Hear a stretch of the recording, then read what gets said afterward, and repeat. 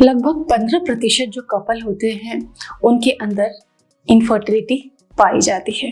तो अगर 100 कपल्स हैं तो उसमें से 15 कपल्स को infertility regarding issues, baby planning, conceive करने रिगार्डिंग इश्यूज रहते हैं। तो उसकी जांच कैसे करनी है आपको, और इसके अलावा मैं ये भी आज बताऊंगी कि अपनी फर्टिलिटी को बढ़ाना कैसे है। कुछ बेसिक आइडियाज मैं शेयर करूंगी जो आपके लिए बहुत यूजफुल है। अगर आप अभी तक डॉक्टर के पास नहीं गए हैं तो इन आइडियाज से अपनी फर्टिलिटी को बूस्ट कर सकते हैं। इनसे आपको हेल्प मिलेगी काफी।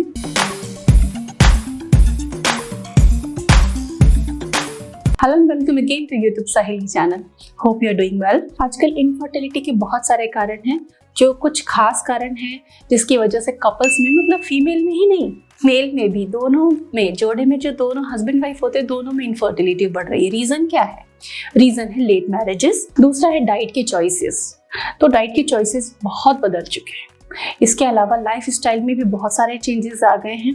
पिछले 50 साल में अगर हम देखें, पहले और अब बहुत सारे चेंजेस आ चुके हैं लाइफ स्टाइल में।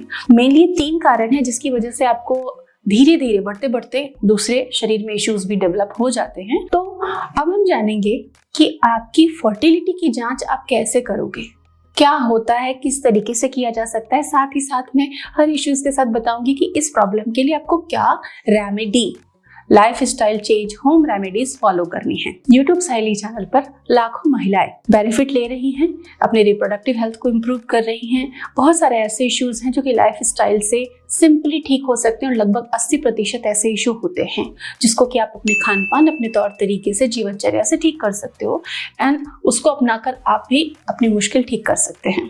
तो चैनल को जरूर सब्सक्राइब कर दें, क्योंकि डेली एक नया अपडेट मैं आप लोगों के लिए लेकर आती हूँ जो कि साइंस बेस्ड होता है, रिसर्च बेस्ड होता है, डाइट एंड न्यूट्रिशन बेस्ड होता है। सो फ्रेंड्स, फर्टिलिटी जांच कैसे करनी है?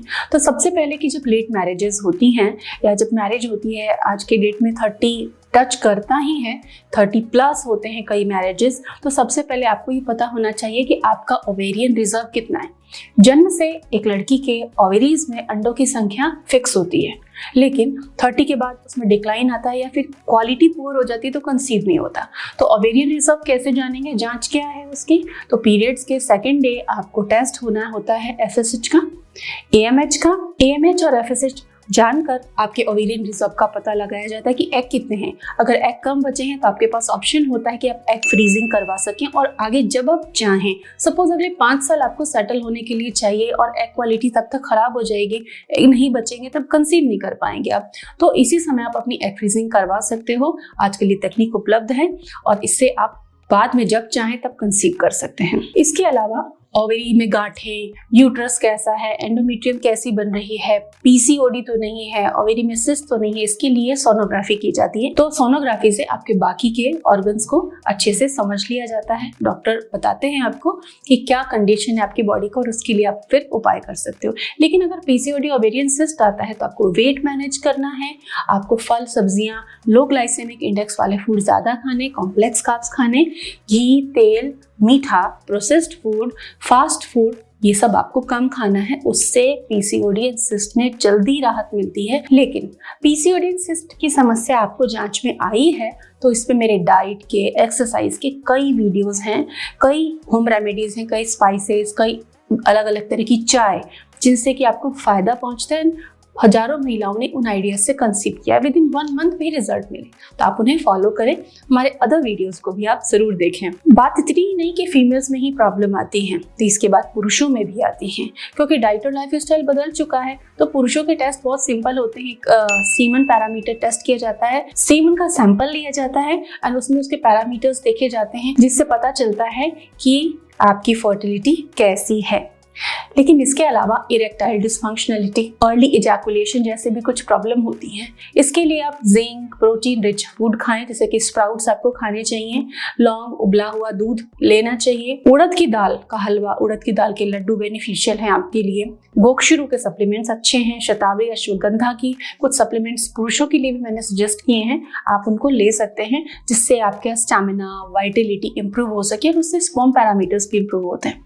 चुकंदर, टमाटर, अनार, ये 3 ऐसी चीजें हैं जिनसे 8 हफ्तों में स्पर्म पैरामीटर इंप्रूव होने लगता है। और हमारे कई फॉलोअर्स ने अपने हस्बैंड को अच्छी इस तरीके से डाइट दी और उस डाइट से उनको बहुत अच्छे रिजल्ट मिले 2-3 महीनों में और नेचुरली कंसीव किया उन्होंने बिना किसी मेडिकेशन के। तो आप भी हेल्दी डाइट को फॉलो करें, जिसको कि आप हमारे डिटेल्ड अलग अलग वीडियोस में समझ सकते हैं। इसके अलावा नेचुरल फर्टिलिटी बढ़ाने के लिए क्या टिप्स हैं? एक हर्बल चाय आपको अपनी डाइट में जरूर रखनी है, जिससे कि आपको एंटीऑक्सीडेंट्स मिल सके। इसके अलावा एक्सरसाइज बहुत इंपॉर्टेंट होती है, क्योंकि एक्सरसाइज से आपके हार्मोन बैलेंस रहते हैं और आपका स्ट्रेस कम रहता है। दूसरी चीज है कि आपको रिलैक्सेशन बराबर करना है। अगर आप खूब बिजी लाइफ जीते हो तो शाम के बाद आपको डिजिटल चीज़ों से दूर रहना। अक्सर हम देखते हैं कि जब हम आपस में बैठे हैं, घर के सब लोग बैठे हैं, बात कर रहे हैं, तब भी हाथ में तो मोबाइल है ही और बार बार बीच बीच में हम मोबाइल पे कुछ ना कुछ करते रहते हैं। तो ये बहुत गलत तरीका है। जब आप फैमिली के साथ बैठे हो तो पूरा इंजॉय कर सकते हैं आप उस चीज़ को। मोबाइल दूर रहे, एटलीस्ट 2-3 घंटे अपने शरीर से मोबाइल को आप दूर रखें। रिलैक्सेशन के लिए मोबाइल से दूर रहना बहुत ज़्यादा ज़रूरी है। फैमिली टाइम के टाइम मोबाइल, टीवी और इन सब चीज़ों से आप दूर रहें तो रिलैक्सेशन असल में आप ले पाएंगे। तो डिजिटल एक्सपोजर थोड़ा कट करना ज़रूरी है, क्योंकि आज के टाइम में डिजिटल एक्सपोजर बहुत ज़्यादा बढ़ चुका है। आपकी डाइट में ताजे फल, सब्जियां और ड्राई फ्रूट्स, भिगोकर ड्राई फ्रूट्स ये शामिल करें। तो इतना भी अगर आप प्रयास शुरू कर देते हैं तो बहुत अच्छे नतीजे आपको मिलने लग जाते हैं। आशा करती हूँ आप न केवल सुनेंगे बल्कि इन्हें अपनाने भी लगेंगे और अच्छे रिजल्ट्स जरूर पाएंगे। Thanks for watching.